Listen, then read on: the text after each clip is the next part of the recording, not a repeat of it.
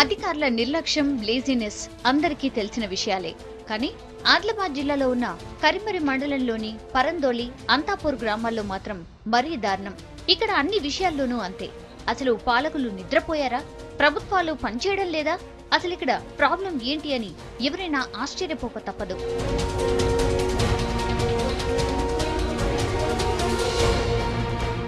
4000 జనాభా ఉన్న ఈ గ్రామాల్లో 2300 మంది ఓటర్లున్నారు. ఈ రెండు పంచాయతీల కింద 10 గ్రామాల వరకు ఉన్నాయి. ఇవన్నీ మహారాష్ట్ర, ఆంధ్రప్రదేశ్ రాష్ట్రాల భాగస్వామ్యంలో ఉన్నాయి. ఇక్కడ 2 రాష్ట్రాల పాలన నడుస్తోంది.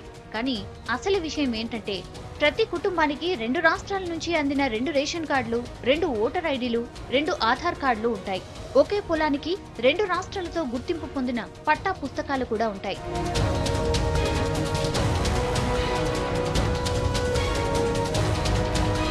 ఇలా చెబుతూ పోతే లిస్టు చాంతడంతుంది. ఈ గ్రామాల్లో 2 రాష్ట్రాలకు చెందిన స్కూళ్లు పక్కపక్కనే ఉంటాయి. ఆస్పత్రులు కూడా అంతే. మంచినీటి ట్యాంకులు కూడా 2 ఒకదాని వెంటే మరొకటి. ఊరిని చూపించే బోర్డులు కూడా 2 ఉండాల్సిందే.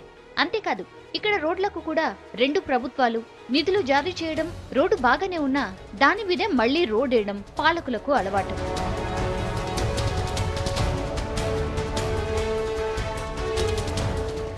మరో విశేషం ఏంటంటే, ఈ గ్రామాలను కూడా 2 సర్పంచులు, 2 ఉప సర్పంచులు పాలిస్తారు. నెల క్రితమే మహారాష్ట్ర సర్కార్ ఇక్కడ స్థానిక ఎన్నికలు నిర్వహించింది. ఇప్పుడేమో ఈ నెల 31న ఈ గ్రామాల్లో మన ప్రభుత్వం పోలింగ్ జరపనుంది.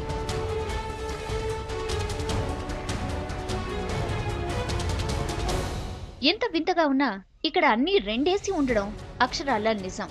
మరి ఈ గ్రామాలు మన ప్రజాస్వామ్యం కిందికి వస్తాయా, లేదంటే ఎక్కడి నుంచైనా ఊడిపడ్డాయో సర్కార్కే తెలియాలి.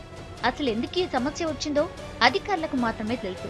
ఇంకో విషయం ఏంటంటే, అన్ని రెండేసి ఉన్నా అభివృద్ధిలో మాత్రం 4 అడుగులు వెనకే ఉండడం ఈ గ్రామాల మరో ప్రత్యేకత.